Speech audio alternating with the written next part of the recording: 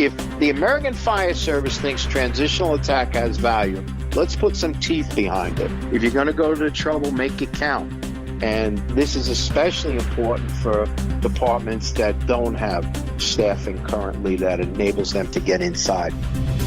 Enchanted Sky Media.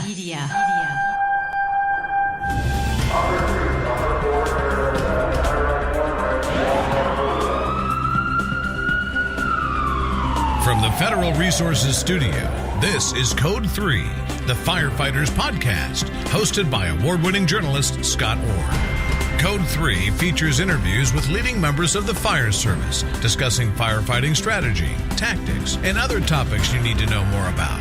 Now, here's Scott. That's right, and I will not let Parkinson stop me. Thank you for joining me again here on Code 3. This is the show for and about firefighters. We're informing and entertaining members of the fire service, just like you, from coast to coast. Today we're going to talk about the transitional attack. Some firefighters swear by it, some swear at it. The NFPA says it's a way to soften the target. But does it help, or does it have the potential to prolong the firefight? My guest today says a transitional attack is like a bunt in a baseball game. Ray McCormack is a 30-year veteran and a lieutenant with FDNY. He publishes Urban Firefighter Magazine. He delivered the keynote address at FDIC in 2009. And Ray McCormack joins me now. Welcome to Code 3. Hi, Scott. Thanks for having me on. All right, so how is it like a bunt? I've got to know.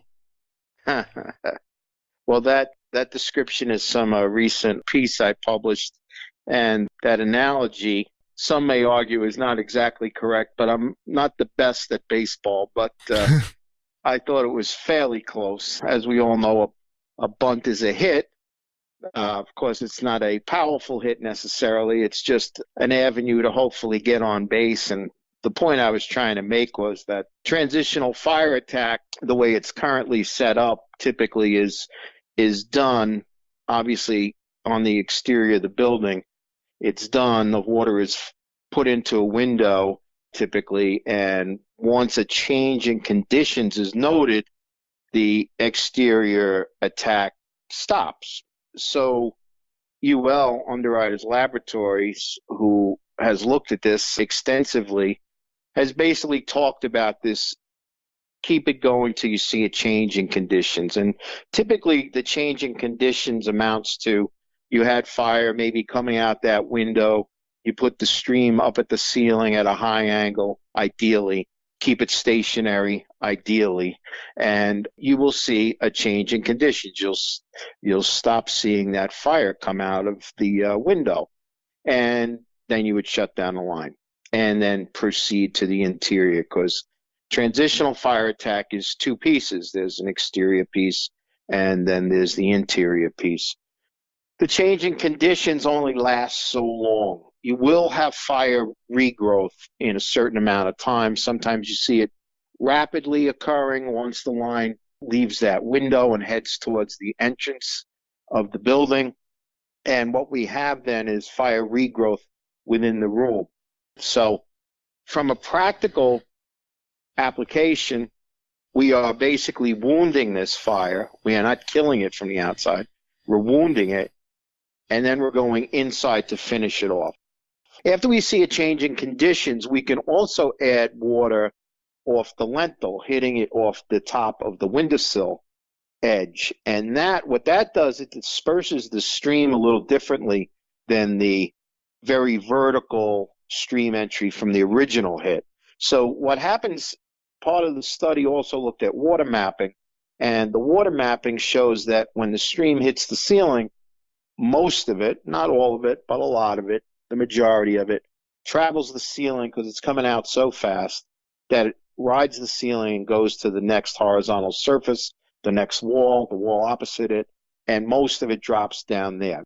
You're going to go to the trouble of doing a transitional attack spend a few more seconds out there, not a long time, spend a little bit more time out there, and make it look like it was worth the effort. But departments that have minimal staffing arriving first at a fire with 2 or 3 firefighters, basically transitional attack is their only tactic. How does all this work with the first new engine that has just 3 firefighters on board when it arrives? So we need someone on the pump panel, and we need 2 firefighters inside, but we don't have that safety team. We don't have enough people for that safety team. So they are relegated to being outside until additional help arrives. So that's been going on forever. And the point is with that is science hasn't done anything to assist them. So if the science says, we have this fire in a knockback state and we can give some teeth to 2 in, 2 out and make this a variation based on the effect of transitional fire attack, which I would say with not just a change in conditions, I would go for trying to get a little bit more than just a simple change in conditions. Then I think we can empower smaller and understaffed fire units to actually going interior and extinguishing the fire, and also doing that search and looking for the people. If the American Fire Service thinks transitional attack has value, let's put some teeth behind it. If you do a secondary stage hit, whether you bring the nozzle past the window and try and wet the room, or you use a banking shot off the top of the windowsill, you know what? You're doing something more than a simple change in conditions. If you're going to go to the trouble, make it count. And this is especially important for departments that don't have staffing currently that enables them to get inside. Last I heard, John Salka, who's also at FDNY, is a vocal opponent of the transitional attack. Is that a common viewpoint? He's entitled to his opinion. I would say that a lot of it is dependent on scene, what you want to do. One size does not fit all. No, one size doesn't fit all anytime in the fire world, that's for sure. So one of the things we have to be careful about is, we want firefighters to be able to decide on what the best approach is. This approach that we all want the fire extinguished, but we also have to, I think it's important that we open the door, especially if it's in the front there, and see if it's a separate room versus an open room concept. Because one of the things that can happen is you could have a fire travel down a hallway and exit a window. Let's say the window's open. It exits out the window because that's a low pressure area it's looking for. You shoot your line straight in that window. The fire's down to the left. It's not straight ahead. But if you had opened the door, you would have created another low pressure area, and that fire would have moved towards the doorway. You would have crawled in by the doorway, opened the door a little bit. You would have seen it was down to the left, and you would have put your stream in the correct place. So, there's something to be said for a little poise and waiting to see what is actually going on. I'll be back with more right after this. When that call comes in and you rush to head out, the last thing you're thinking about is your safety. But your safety is all Federal Resources thinks about. At Federal Resources, we work to make sure that every responder is equipped, trained, and ready to come home safely. You look out for everyone else. Let us look out for you. Learn more at federalresources.com.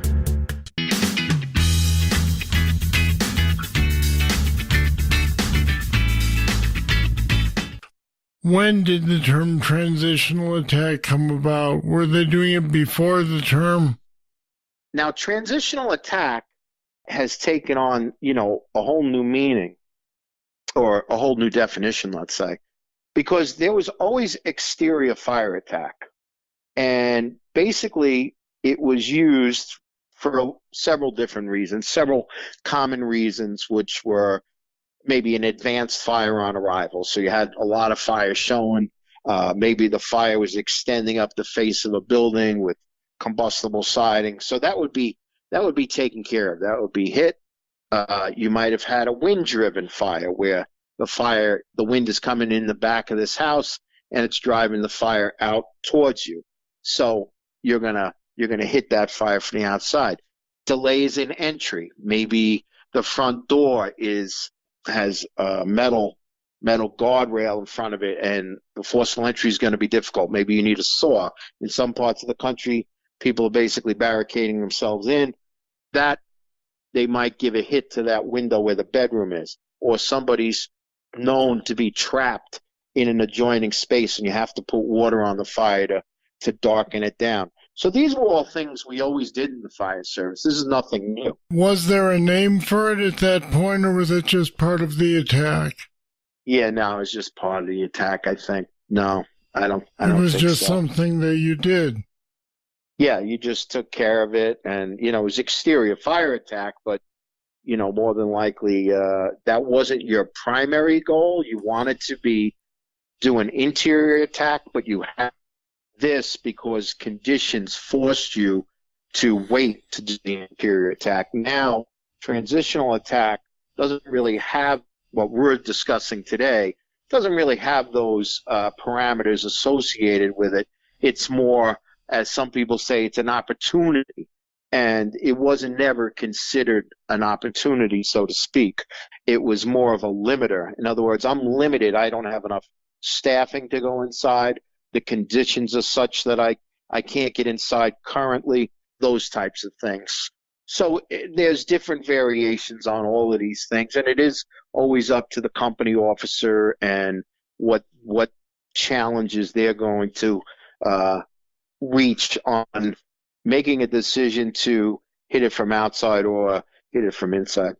Understanding that every fire is different, do you have a set of guidelines of when you would start with the transitional attack?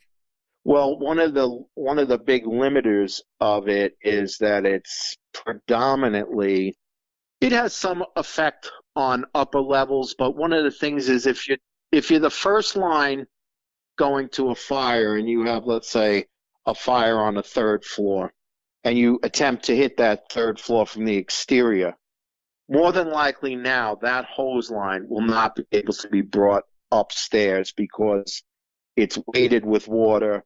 It's going to be a lot more difficult to move. It's going to be a little bit more difficult to bring it up to the third floor to do an interior attack. So on something that's off plane, if you will, it's not on the first floor, and you are going to wet your hose line outside and bring it up multiple flights of stairs wet, that's not going to work. So that first line, maybe it would go interior, and maybe the second line would be outside just in case, maybe the extension of the fire is getting into the attic space or the roof space.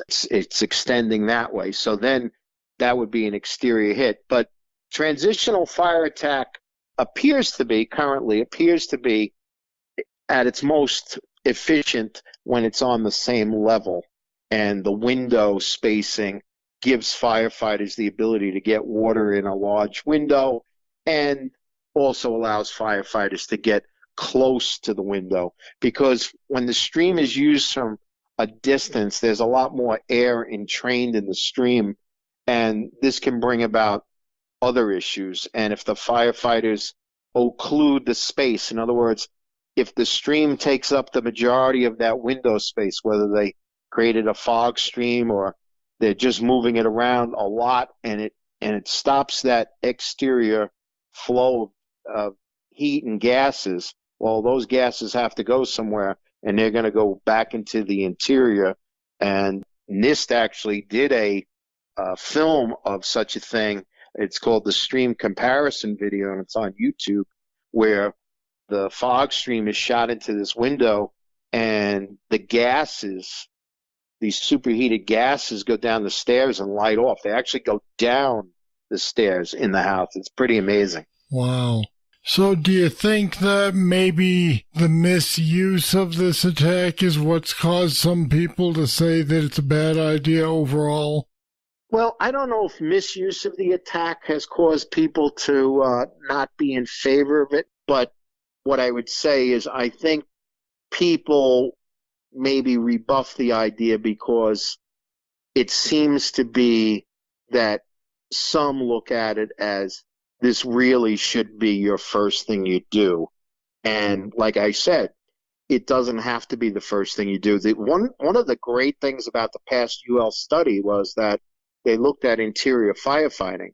And, we were doing testing in a set-up environment, but the furniture was modern furniture and everything. And going down the hallway with the stream open, whether you started at the very top of the hallway or you started mid-hallway, you were getting what they call massive surface cooling. And what that did was it allowed you to continue down the hallway towards the fire room and put out the fire very quickly. So one of the things that was great about that was that you could go directly to that hallway and save a little time versus transitional attack and get down to the fire room. In other words, that water is going to work for you. If you open that nozzle and you cool that space that's ahead of you, you're going to push the products to combustion away from you and ahead of you. And when there's a vent in that room, it's going to push all that stuff out that way. It's going to find that low pressure area and push it out. And the interior fire attack was very successful. So we want people to know about both techniques. And, because of our SCBA and our bunker gear, we can occupy these spaces with the 150 gallons a minute plus. We can not only occupy it, we can control it for the most part. So what we want is we want to be able to tell people you have these choices and, make the best choice based on the conditions present and what your capabilities are. But that inside handline nozzle, UL did a great service because now there's science for the firefighter who goes inside. There was some science, there was plenty of science for the firefighter outside doing transitional attack, and now we have some science for the firefighter who's inside. In your experience, how is the training on this technique? Are people learning to do it properly as far as you've seen? Well, they probably have been shown the correct way to do it. The problem with it is that doing it at a fire academy and doing it on the street are two different things, because I'll just give you, in the current UL study, which is the coordinated fire attack study, we were on scene in Ohio doing some structural burns for the tests for the study. And the topography of the land around this 2-story house, this was a typical 2.5-story house, wood house, old, probably 80 years old, classic American home. Well, the property fell off as it went to the rear, and they were hitting the B side of this house with a transitional attack on the second floor.